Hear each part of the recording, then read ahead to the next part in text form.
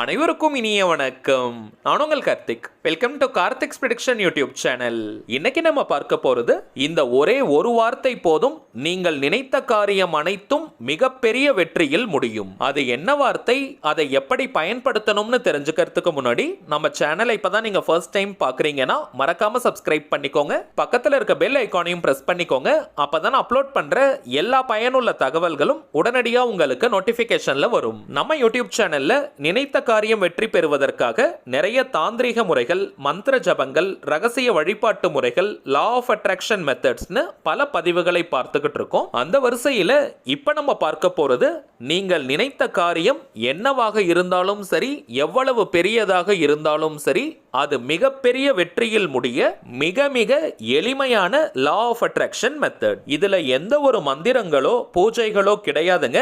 அதனால எல்லா மதத்தினருமே இதை தாராளமாக பயன்படுத்தலாம். லா ஆஃப் அட்ராக்ஷன்ல இருக்கக்கூடிய பவர்ஃபுல்லான ஸ்விட்ச்வேர்ட் மெத்தடை தான் இன்னைக்கு நம்ம பார்க்க போறோம். குறிப்பிட்ட கோரிக்கைகள் அல்லது தேவைகள் நிறைவேறணும்ன்றதுக்காக மட்டும்தான் இப்ப நம்ம பார்க்க போகும் வார்த்தையை பயன்படுத்தணும்னு கிடையாதுங்க. உங்களுடைய அனைத்து விதமான தேவைகளும் நிறைவேறுவதற்காக இந்த வார்த்தையை நீங்க பயன்படுத்தலாம். இந்த ஸ்விட்ச்வேர்ட்ஸ்னா என்னன்றதை ஃபர்ஸ்ட் நம்ம தெரிஞ்சுக்கலாம். ஆல்ரெடி பல பதிவுகள்ல இதை நம்ம பார்த்திருந்தாலும் புதியதாக பார்க்கறவங்களுக்காக சிம்பிளா ஷார்ட்டா நான் சொல்றேங்க.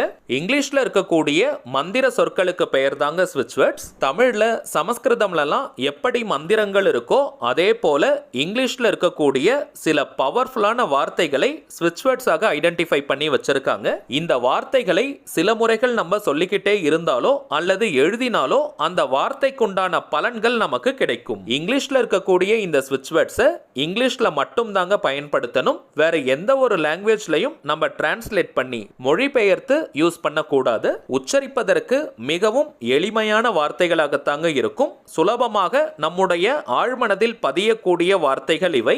எந்த ஒரு விஷயமோ அல்லது கருத்தோ நம்முடைய ஆழ்மனதில் பதிந்து விட்டால் அது நம் வாழ்க்கையின் நிஜங்களாக மாறும். அதை யார் நினைச்சாலுமே தடுத்து நிறுத்த முடியாது.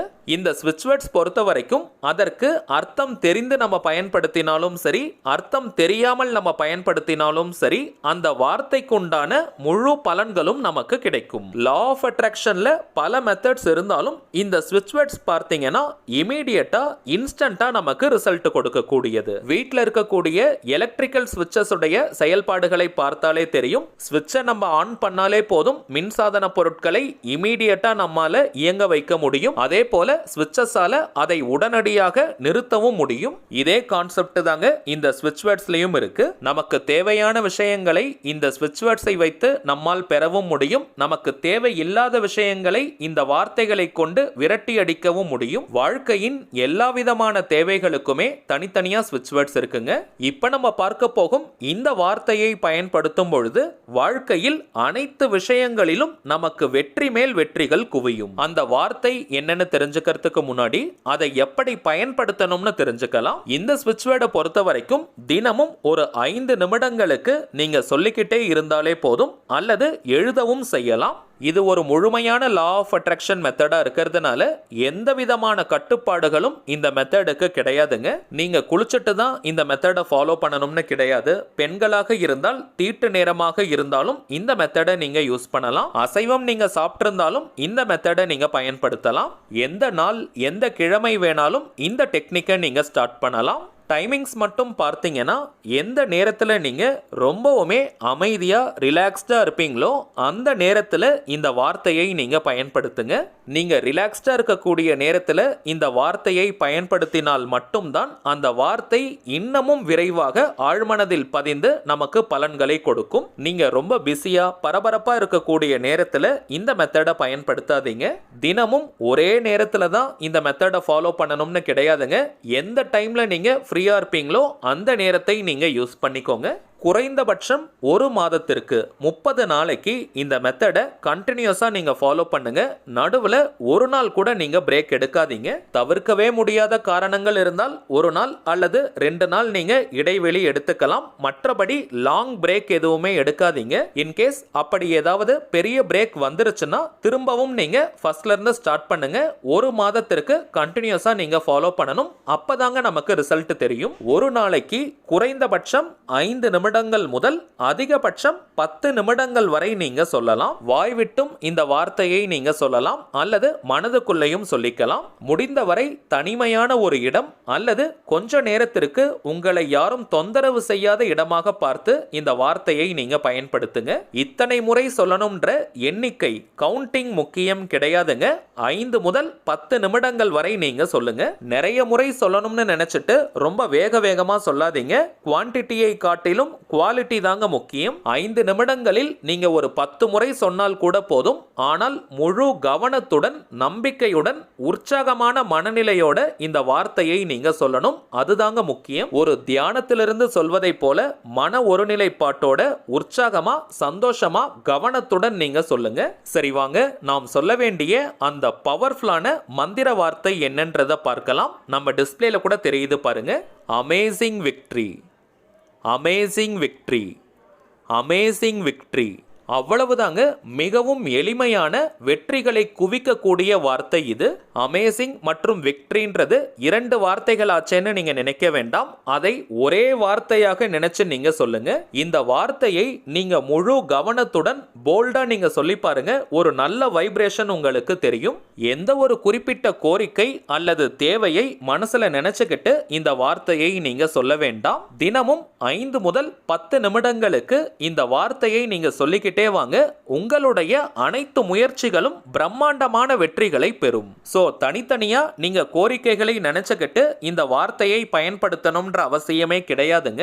அதே போல 30 நாட்களுக்கு மட்டும்தான் இந்த வார்த்தையை பயன்படுத்தணுமான்னு கேட்டீங்கன்னா அப்படி கிடையாதுங்க. குறைந்தபட்சம் 30 நாளைக்கு இந்த வார்த்தையை நீங்க பயன்படுத்தி பாருங்க.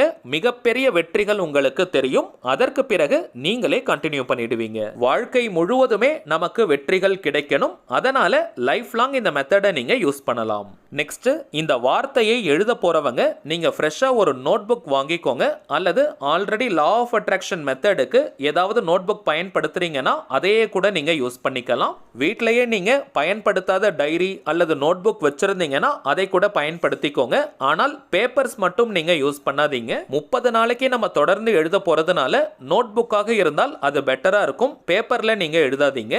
ரூல்டு அன்ரூல்டுன்னு நீங்க எந்த நோட் புக் வேணாலும் பயன்படுத்திக்கலாம். ஆனால் கோடு போடாத நோட் புக்கை நீங்க யூஸ் பண்ணும்பொழுது அதில் நல்ல ஃப்ரெஷ்னஸ் மற்றும் எனர்ஜி நமக்கு கிடைக்கும். எழுதுறதுக்கு மேக்ஸிமம் நீங்க கிரீன் கலரை பயன்படுத்துங்க. அப்படி இல்லைனா ப்ளூ கலர் பென்னை நீங்க யூஸ் பண்ணலாம். கிரீன் அல்லது ப்ளூ கலர்ல எழுதக்கூடிய பென், பென்சில், மார்க்கர், ஹைலைட்டர், ஸ்கெட்ச்னு எதை வேணா நீங்க யூஸ் பண்ணலாம். ஒரு நாளைக்கு இப்ப நம்ம பார்த்த இந்த அமேசிங் விக்டரி அப்படின்ற வார்த்தையை 21 முறை நீங்க எழுதுங்க. தினமும் ஃப்ரெஷ்ஷா ஒரு பேஜை நீங்க யூஸ் பண்ணணும்னு கிடையாதுங்க.